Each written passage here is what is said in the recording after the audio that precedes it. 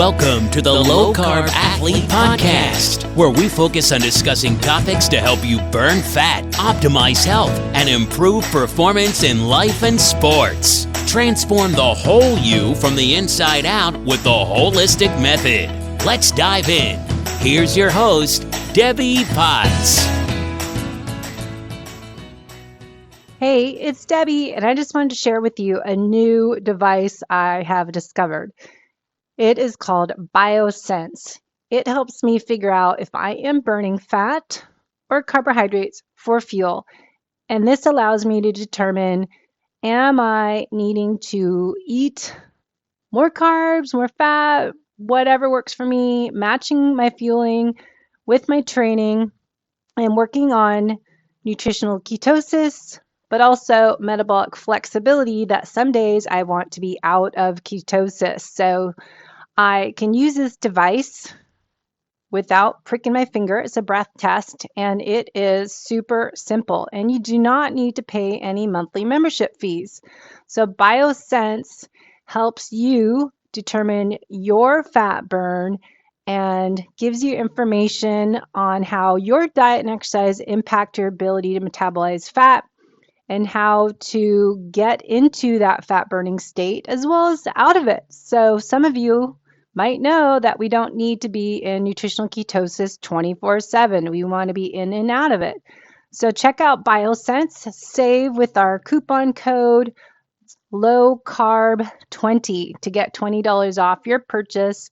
LOWCARB20, head to BioSense, myBiosense.com and learn more how to start testing and not guessing what fuel source you are burning today. Hey everyone, it's Debbie Potts, the host of the Low Carb Athlete Podcast, and I am on a mission to help you understand fueling and training your best as an endurance athlete, and specifically an aging athlete, nearing 50, above 50, and then the female athlete, perimenopausal and postmenopausal. We're all different, so there is not one size fits all, but there's a general template we can start with: how to train for endurance sports, how to fuel for endurance sports, and how to fuel to be burning fat and being able to burn carbohydrates as your backup fuel. So we really want to train to have metabolic flexibility, metabolic efficiency, and make sure we are training the right way. As I know, a lot of people do the same thing over and over again and expect different results. So definition of insanity is doing the same thing over and over again, and you're just not getting what you want out of that. Why don't you stop, pause, reset, and try something different? So I do that as a coach, try to get people to do some functional lab testing and look at what they are doing for their fueling, their training, how to time their nutrition with their exercise, how to optimize the elements of the holistic method, which is nutrition and exercise. But then we really need to prioritize sleep, hygiene routine, stress management, and measure both of those. Track with your Aura ring, track your heart rate variability, track your deep sleep and REM sleep, and look at how you feel, not just tied to the numbers on your watch, but also how you feel. And then, of course, proper digestion is important as what you eat, but how you eat it and break down your food. And if we have poor gut dysfunction, we have other issues. So we've got training today. We're going to talk about something that's driving me nuts. There's a lot on podcasting. I know Peter, Tia, and Huberman Lab love their podcasts. Super geek out, science, research-based, lots of information. Great for my drives from my house in North San Diego to my mom's in Palm Desert, because they're like 2 hours long. What we've talked about for 20 years or more, the MAF method, the MAFatone method, is max aerobic function heart rate. Suddenly everyone's talking about this zone 2 training like it's new. hopefully if you've been with me 10 years, we've had this podcast. We originally had 100 episodes of Fit, Fat, Fast with John Smith way back 10 years ago. And we would talk about this all the time. I've talked to Phil Maffetone a few times.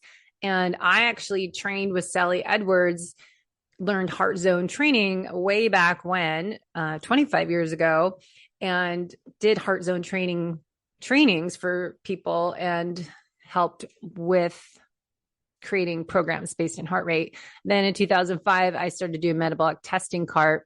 2011, I did Ben Greenfield's Superhuman Coach program, and then his Keon program that we've talked about all this, and the 80-20 training for endurance athletes. I've just gone over the Dr. Dan Plu's Endure IQ program, and I've also competed at a high level, top of my age group in endurance sports, triathlon, Ironman, but also marathons and cycling, long distance events from 2000 until 2013. And then it's been on and off since, trying to rebuild my body and redo how I approach life. Life is not a race, it is a journey.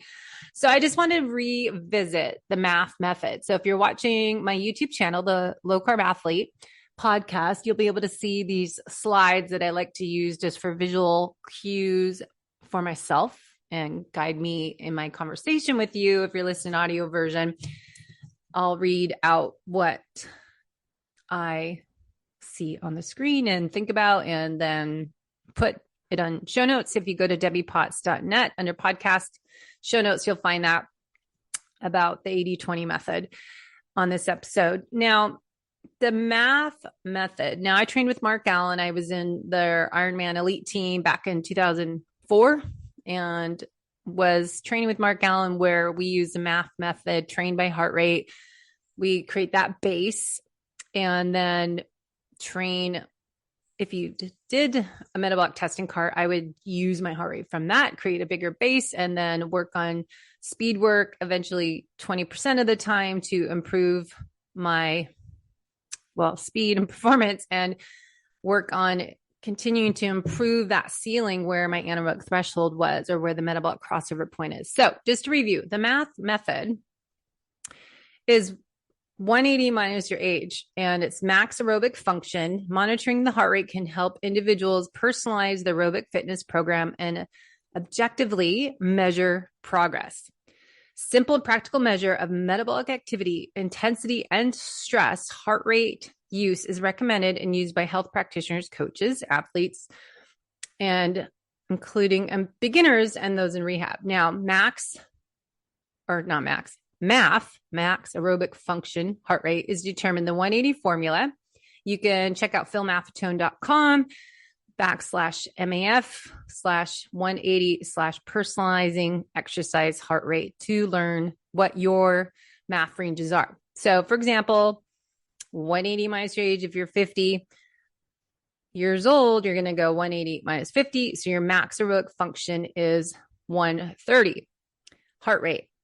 So that's going to be your aerobic threshold, and you can set that on your watch or just pay attention. Example, today I jogged, it wasn't very fast, 120 to 130 heart rate on the beach.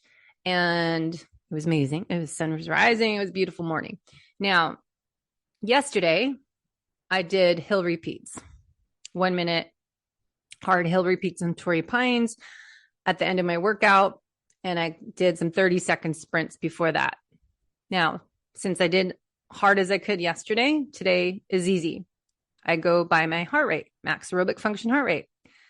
My point I want to make today in this episode is this not the same as zone 2? Like zone 1, zone 2. Dr. Stacy Sims talks about, doing your training in zone 1 and then doing all out sprints, 10 to 30 seconds for females, menopausal and right before perimenopausal. For endurance athletes, we've talked about this. As I said, Maffetone, I think 30 years ago, did this. Create that aerobic engine. That's low heart rate training, where we talk about train low, race high. That's with your carb timing, training low carb, and then adding higher carbs on race day. Training low heart rate and maximizing that aerobic engine in that improving that fat metabolism. So aerobic versus anaerobic, and Ben Greenfield's talked about this forever, that we're doing the low or you're going all high. You avoid that black hole. Max aerobic function heart rate is aerobic threshold, your fat max. So Maffetone created this formula years ago, and that's how you can calculate your numbers. If you can find someone near where you live to accurately test you running and biking, because those numbers could be different, to get your ideal max aerobic function heart rate. That'll be more specific for your body at that time where your fitness level is, because it's not going to be your forever. It's going to be, this is where I am right now. So this is off season right now, right? Hopefully some people are doing some fall marathons. If you do triathlons, unless you live in Australia, New Zealand, this is going to be your off season where you should be working on staying low 80% of the time, or maybe 100% of the time if you just got off a busy race season.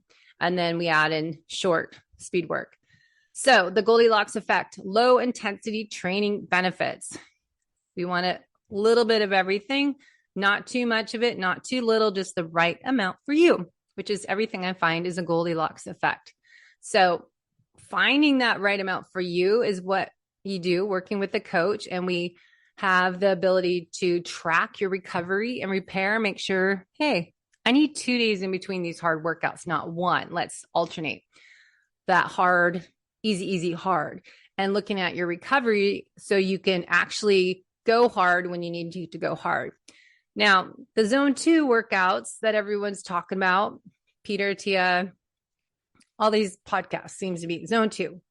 I interpret it as the same as what Maffetone, what we've talked about for years, this high aerobic training zone. So staying around that 120 heart rate and trying to run and pace yourself, whatever that run, jog, fast walk might be, and just switch your Garmin watch or whatever you wear for tracking your heart rate, just have heart rate on your screen. So what are the benefits of low intensity training, endurance, exercise? We're protecting your body from metabolic syndrome, recovery from high intensity activity, which is what I did today, and improving your resilience to oxidative stress, aging.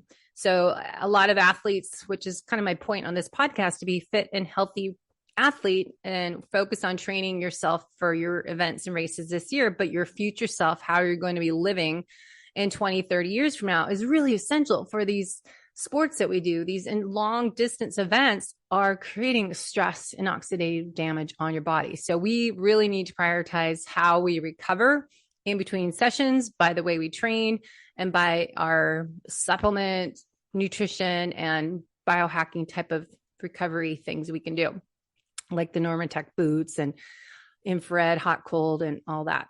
Now, anaerobic HIIT training, I think both of these, you need a heart rate monitor, because a lot of people, we don't know how to go easy enough and we don't know to go hard enough. And then some people are just, they go for a run and they're just stuck at 150, 160 heart rate, where they should just be 130 for their easy zone 1 MAF method heart rate training workout. And then when they're doing the HIIT training, they should be 160, 170, and then all the way back down to 130. So anaerobic high intensity intervals, they are beneficial, but also anything too much is not beneficial, right? So we've got to find that Goldilocks effect for how much speed work is going to give me the positive bang for the buck, minimal effective dose, and not overtrain, because a lot of people do too much anaerobic training. And that's maybe why this whole zone 2 trend right now is popular, because so many people are doing sprints all the time. I know I don't have the ability to sprint back-to-back days. Yesterday I did sprints, and today there's nothing going to happen in those legs to sprint. I just finished my slow run jog at 120, 130 heart rate. And then I did some 20-second pickups at the finish, just because I was going so sluggish, and it feels good to shake it out. Because there's also part of me that thinks if you train slow and low all the time, you lose the ability to pick it up and go all out. So I do believe this is beneficial to do the HIIT training, 10, 30-second sprints, all out, fast as you can, recovery-based training. Don't do your next sprint until your heart rate's all the way back down to, say, like 100 or 120. So we can have the HIIT training the right amount, but we don't want to have too much of it because we can reduce immune function. We can slow down muscle repair. We can increase inflammation, increase risk of muscle injury, and reduce or impair fat burning if you do it too much. Now, fasted or fed exercise is what we've talked about a zillion times this year. And fasted exercise is different for females than men. So just to touch on this once again, there's lots of benefits. Ben Greenfield had a great podcast out a few years ago on the benefits of fasted exercise, but know that for women, they're going to benefit more if they have a little bit of calories before their workout versus men do better eating afterwards and can have better fat loss with a fasted workout. Now, for me, I've been experimenting with a little bit calories. Instead of doing my Laird's unsweetened creamer, I've been trying adding in some collagen to get some protein, and the carbs are going to come from from coconut sugar in my Laird's sweetened, and it's just like 20 calories. I am still burning fat. I'm just giving myself a little carbs and protein. And what Stacy Sims says is women start burning with carbs and then they shift to burning fat. We're more efficient at burning fat longer distance, probably why we're better at endurance than men. But that's where we want to add a little something. I'm not having to eat a meal. I'm still efficient burning fat. And I've tested with Biosense. I was just testing after my workout this morning. When I got home, I was at 11 on my Biosense. So I was definitely burning fat. I am not needing to be in strict nutritional ketosis. I just want to burn fat and kind of hack my way through menopause. So exercise based on a poster here I'm showing on the slide from Precision Nutrition. When is it ideal for mostly, I think this is based on men, exercise duration, when to do fasted? If they're going shorter than 90 minutes, it depends on your intensity. So if you're staying in that zone 1, zone 2, maffetone type of MAF heart rate, you can do low to moderate. You can do that fasted. Your starting muscle glycogen levels are low to normal because that's what you want to look at if you're doing a morning fasted workout session, which I tend to do. It's what you ate the night before. And for me, I eat early. I go to bed early. Like I'm an 8 p.m. kind of bed person. And so I stop eating. Usually my main meal is around 2 or 3 o'clock, but I'm trying to eat more if I feel like I worked out a lot more that day, or if I went to the gym, I need a little more protein. I'm not being so strict of avoiding anything. So I'm having like bone broth or a protein shake to get my macros in on protein because I'm trying to build muscle, not lose it as I age. So it's really important to, be open to experimenting with your nutrition, with protein timing, with your workouts. So if I had a later meal and had more carbs, like last night I had cabbage, it was coleslaw salad, and I had that in the evening, like at 5 o'clock. So I'm going to be having some carbs that can maybe fill my muscle glycogen up. So if I work out in the morning and do a low intensity workout, my starting muscle glycogen is low to normal. My pre-exercise nutrition can be fasted or 10 to 30 grams of protein, which I added a scoop of collagen. Bub's collagen is my favorite, into my coffee this morning before my workout. And then I had water with element in it, the unsweetened kind. Now, this is going to help my fat oxidation, cell signaling. That's going to be beneficial. Now, if I'm doing a morning workout that's high intensity, so I'm doing more anaerobic, burning carbs, not fat, it's going to be different. So my starting muscle glycogen levels, say morning workout, they're normal. I ate the night before. My pre-exercise nutrition for that is suggested 0 to 75 grams of carbs and or 10 to 30 grams of protein. So I've heard some people say like 20 grams of carbs, and that can be from, what I put in my coffee, this Laird's coffee creamer that's dairy free, and it has coconut sugar in it for the vanilla, or I just like their pumpkin spice was just out, and not being so strict of only using unsweetened. So I'm trying to add in carbs that way in my coffee morning drink. If I'm going to go do a hard morning workout, I'll go to the gym and then do run. If it's a hard run, see if that helps my performance. And you want to nail those intervals and get faster and stronger. So I think a lot of people don't look at, am I getting stronger? Am I getting faster running? Are my splits faster? Is my bike performance better? That's when you need to assess your performance if you are experimenting morning workouts fasted, or if you might benefit, especially as a female, to have a little bit of calories beforehand if they're in a coffee drink and you're still going to burn fat. You don't have to be in nutritional ketosis deep to get these benefits. So that benefit of those intervals, aerobic capacity cell signal, if your workout's longer than 90 minutes, exercise is low, heart rate, that zone 1-2, methyltone style, the starting glycogen is low to normal, that's where you can add in pre-nutrition. 75 grams of carbs is suggested by this program, Precision Nutrition, and 10 to 30 grams of protein. And that goes more with Dr. Stacy Sims' suggestions for female athletes.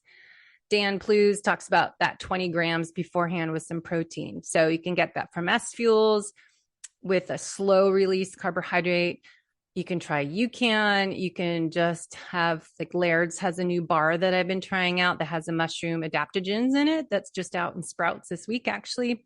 And they have 20 grams of carbs and 10 grams of protein and 8 grams of sugar. So that's a good option. And that helps fat oxidation. And then if we're going longer than 90 minutes, and you're doing some intervals in there, like last weekend, I rode to the coast into Torrey Pines Hill, and then you're riding on the 101. There's always pickups through there. So it's high-low heart rate towards the end, second half of my ride. That's when you might want to experiment. And I have not really done this that much, but adding in some carbs and protein before that workout. So if I'm doing a 3-4 hour bike ride or a 2-hour run, I should try to experiment with a carb and protein pre-workout. I like to do Vespa. I've been doing HVMN and Ketone IQ shot and having a Laird's bar. I have not gotten into having a meal unless we bike a little later on a Saturday based on weather and the time of year. I might have a little breakfast and then 2 hours later go for a ride. So that makes a difference. So that's on the slides if you want to check that out. It's from Precision Nutrition. So fasted exercise, just to touch on this once again, exercising in a state of glycogen depletion is what fasted exercise means. It can just involve fasting overnight, 8 to 12 hours, when the liver is empty of glycogen. And that takes only about 300 to 400 calories stored in there. So we begin to tap into muscle glycogen stores. Protein repair mechanisms begin to kick in as growth hormone and testosterone improve. So if we fasted 4 to 5 hours as eating, going for lunch, then do a workout before dinner, intermittent fasting, let's work this out. So if you're eating dinner, you work out in the morning, or you work out, say, late afternoon, you can get some benefits in there. Ideally, exercise in the early evening when the body's primed, say like 3 o'clock, and then you wait to eat 2 hours after that for dinner. And then the morning workout ideally is your morning, I call it kind of the morning wake up call. So you're getting a sunrise walk, you're going for an easy swim, maybe you're doing a sauna and a cold plunge. But your cortisol is already high. If we look at your Dutch hormone panel test, your cortisol rhythm should be higher in the morning. So your glucose will be up if you test your glucose, because it's called that early dawn effect.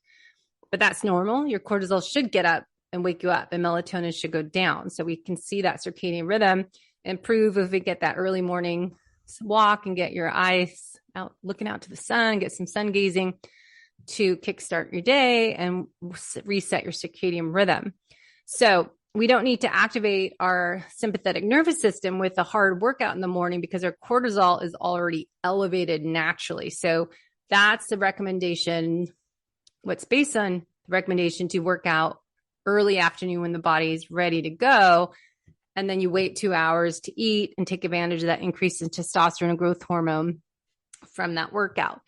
So what time is the best time to work out is when you can fit it in. And I know I just do better, wake up, go to the gym, lift weights 30 minutes, and then go for a run. Depends on the time of year. Maybe I'll go for a morning bike ride, but now it's dark out in the morning when I want to get up and work out. So it's a little harder. So I have to rearrange my schedule and maybe focus on getting that bike ride at a quick hour lunch workout for the bike, and then swim 3 days a week instead of 4 days a week. So you got to rearrange based on the season. So working out when you can is what's best. Like if I do better in the morning, I like to do something at lunchtime to move because I'm not used to this computer job. And then evening time just to wind down. If you've been working all day, it's great to go for a walk or get outside. So if you can do easy workout in the morning, save your hard workout for 3 to 5 o'clock. And then, wind down, not working out too close to bed is important too. Okay. So do athletes need to fast? Based on Rob Wolf and Keto Gains information, they have some great research. Athletes fasted training works for some, not for others. And females, we should not be fasted. And there's only, if you look at my Endure IQ information, when I work with female athletes, I go through the best days of their menstrual cycle to do a fasted exercise. And it's only 2 or 3 times a week during their cycle. And it's like mid part of their cycle. So stress people, if you're already stressed out, like a lot of my clients are, they already are too overwhelmed. Doing a fasted workout ends up being another stressor because their body is already on high alert. So some people eating a little bit of calories before is going to help their body not feel like it's in this emergency state. So you have to look at all of this as it depends. It depends on you. And that's why it's important to, work with a coach. And that's why I do a new client assessment to review. Well, let's look at what you're doing now and see what we need to tweak and adjust. And then my accelerator program is looking at functional lab testing to figure out a program for you based on labs and based on your nutritional therapy and lifestyle and exercise routine. And then I have my VIP program where we do it all and we go 6 months or more, just full time, working on everything of the holistic method. But the female athletes, this is what I did too much of. This is why I talk about it, because I was doing this for years, doing OMAD, doing 2-3 workouts a day, just drinking fat coffee. I did all this for the past 10 years, and I have the hormones of postmenopausal women. My thyroid's super low. My insulin resistance is high for someone that's low carb. And I am, not strict low carb. Low carb could be 100 to 200 grams. So it depends on your workout load. But I'm burning fat based on my blood sugar Keto Mojo. I've used NutriSense and I'm using BioSense to track, and I'm burning fat. So it's not that I have to do 0 carbs. I need to time my carbs, and they have to be real food, not crappy carbs. So female athletes, if you're already stressed from heavy training, work demands, personal issues, ease up on the fasting. Your body will appreciate, Rob Wolf says. Hormonally, men and women are different, and long fasted periods are not suggested for women. Now, I think this is for female athletes. Dr. Mindy Pelz, she's doing all this fasting circles and fasting challenges every month with men and women, but they're metabolically damaged. Most often, as I interpret it, they're not active athletes as you are. Probably listening to this, you're working out, you're strong, you're doing training for a race. You probably don't need excessive fasting. It doesn't mean you need to eat a huge meal. It just needs like 20 calories in your coffee. So add that collagen from Bubs. They have MCT oil. You can add that, or use Laird's creamer if you're a non-dairy person. It's a great option with mushroom adaptogens. So females can benefit by breaking the fast before training with a protein and fat shake or coffee or tea. You can do it. So we at Keto Gains, they suggest a conservative approach for women as a 12-hour fast, 12-hour eating window, or even up to 16-8, depending on the time of the month. Premenopausal, postmenopausal women can do the 16-8 probably. They just need to make sure they're prioritizing protein and getting their heavy lifting in short intensity sprints. So less fasting, the better. Men can handle 16-8. And then what Ben Greenfield says is to do once a month, a 24-hour fast, dinner to dinner, lunch to lunch. Maybe it's on a Sunday when your rest day, or Monday is my usual rest day. And make sure your exercise that day is your deload day, that you're not in your luteal phase for women, and you're not doing any excessive exercise. You maybe just walking, maybe easy swim, maybe just some weight training, but nothing anaerobic, nothing intense, nothing long. So that's when you can do your cell autophagy. Some people, I've been listening to different podcasts, and that's Megan Ramos was talking about, 36 to 48 hours to do a real cell autophagy. That's when I think you need to match it with really taking a break from your workout schedule, matching it with your hormone cycle for women, and do it for a reason that you have health issues. You need to get rid of dead cells. We can also do that with exercise. So make sure you pay attention to what you're doing and work with a coach to guide you through that. Now, fast exercise guidelines for athletes: men can fast 12 to 16 hours, cycling females 12 to 15 hours. If you're postmenopausal, you can do the 12 to 16 hours. So when to eat or not eat, as I said, if you're a female, eating a smaller workout snack after fasting, non-insulinogenic. So you don't want to spike your glucose up and have insulin be released. So 20 grams of essential amino acids, a little bit of CT oil. As I said, the collagen. So I like Bubs. You can save money with our low carb athlete code. So just plug in Bubs collagen, go to their website. They're in Encinitas. It's actually not too far from me. So fasting 8 to 12 hours is good. Harder workout session you would do ideally later in the day. But if you're doing it in the morning, make sure you're having a good dinner the night before, saving your carbs for that evening meal. And again, those are nature's carbs, not eating crap or McDonald's or something. But get up in the morning. If you're doing a fasted workout, for man, it's okay.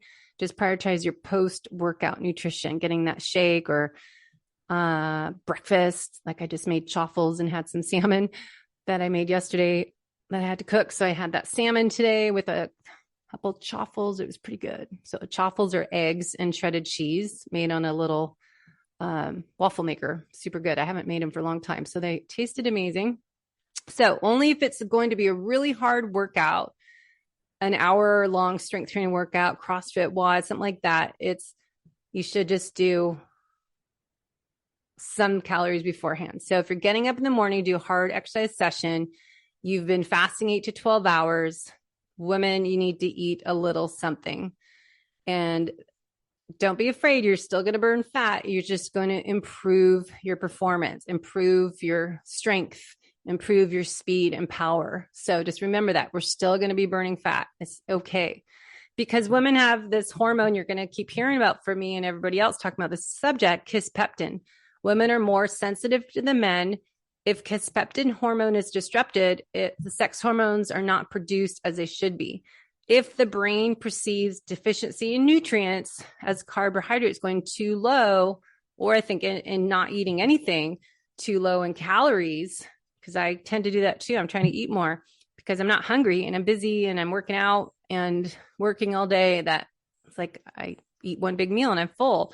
So you have to sometimes get more calories in with a shake or bone broth or essential amino acids, at least something like that.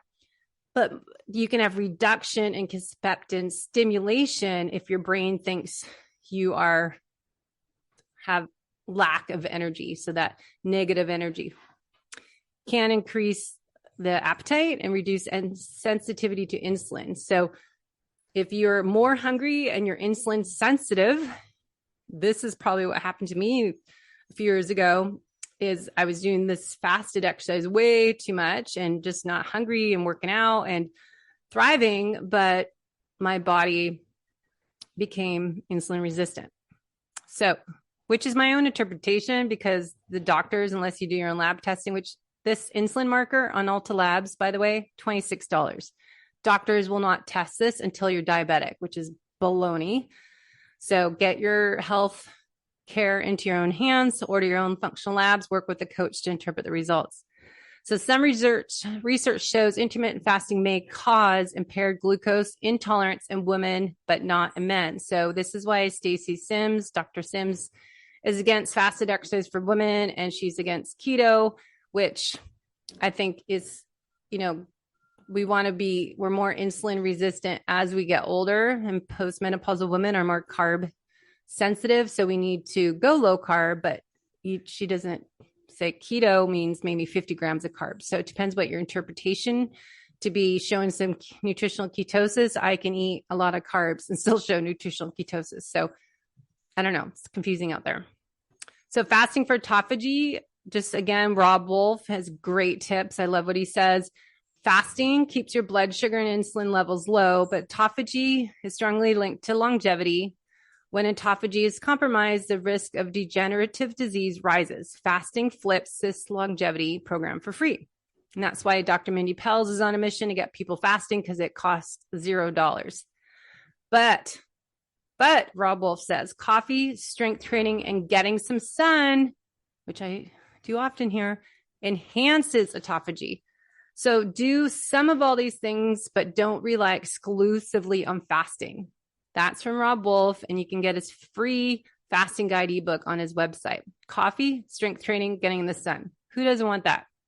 So do your strength training and not be afraid of that. Dr. Dan Plews, and we're almost done our 30 minutes here. I'm up on my time. Dan Plews on Endure IQ talks about fasted exercise. Fasted training and training low glycogen availability are both beneficial for improving training. We want to look at what we're doing. So be careful that you are not fasting too much, and that you're listening to your body and you know when you should eat. But I just flipped this slide. I think we need to remember this zone 2 was my point of this conversation. Do your zone 2 training, which we also call max aerobic function. Phil Maffetone taught us years ago about this, and then do our HIIT training. But then the fasted exercise, we want to make sure we're not doing too much of it. Training too much chronic, Dan Plews says, with low energy availability can lead to endocrine disruption. So fasted training and training with low glycogen availability is beneficial to improving training adaptation and fat adaptation. But again, anything too much can cause disruption as low energy availability, and hormone is endocrine disruption. The female athlete triad comes from low energy availability. Male endurance can also experience this. Make sure you have your daily energy deficit is make sure it's not too low. So check that you're eating enough. Check that your macros of your protein, you're reaching those goals of ideal body weight, say 150, and that's getting your protein in 150 grams of protein for that example, and you're nailing that throughout the day. So you're getting 30 to 50 grams max at once, spread throughout the day. So that's 3 meals. Maybe you're having essential amino acids, maybe some bone broth, and getting that in to get your macro goal for protein hit, and doing your protein building workouts, and getting post-workout, you're getting some protein from something as whey that has a higher amount of leucine to help protein synthesis. Or if you can't do whey, you can try the Equip beef broth protein, which tastes good. It actually sounds disgusting, but it's actually has no flavor to me, and I'm picky. So just make sure you're doing your zone 2, 80% of the time, 20% speed work, making sure you're doing easy workouts in between, focus on getting that strength training in, and hopefully that will help your performance gains, and work on this base building in the off season.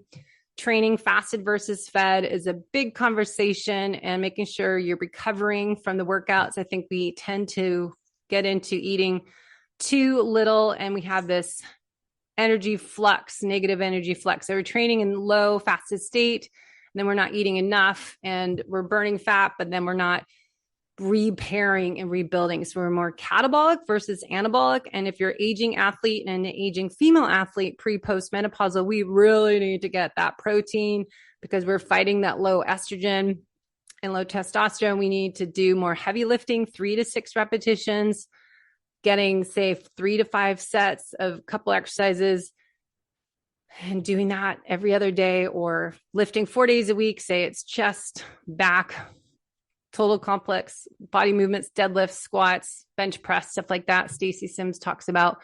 But lifting weights is anabolic, building muscle. Excessive cardio, catabolic. So I would do less workout on the cardio stuff during the week and do key quality longer sessions on the weekends. Weekdays, minimal effective dose, shorter workouts with sprints at the finish. So zone 2, and then maybe finish with their sprints, lift first, and then do short cardio if you need to do cardio. And then like me, I like to swim at lunchtime. But training a low glycogen state, eating your fat and protein instead of being fasted all the time can make sure you have enough energy on board. So you're not stressing the body, disrupting hormone balance. So make sure you're monitoring your time restricted eating and fasting windows. So make sure you're not overloading the stressors, right? So too much of anything can cause metabolic chaos. So lots more on my website. All these slides are on debbiepotts.net. Go to the free ebooks and hopefully that can help you out. Train low, race high, how we train, how we fuel and perform as a low carb athlete. So with that, I will end the show today, and let me know if you have questions. You can schedule a discovery call with me, Coach Debbie Potts, on my website, debbiepotts.net. Hope you enjoyed it. Thank you. Thanks for listening to the Low Carb Athlete Podcast. If you have any questions, feedback, or topic suggestions, let us know on Facebook or at debbiepotts.net. You can help us to continue to grow by leaving a review on iTunes. Thanks again, and we'll see you next time.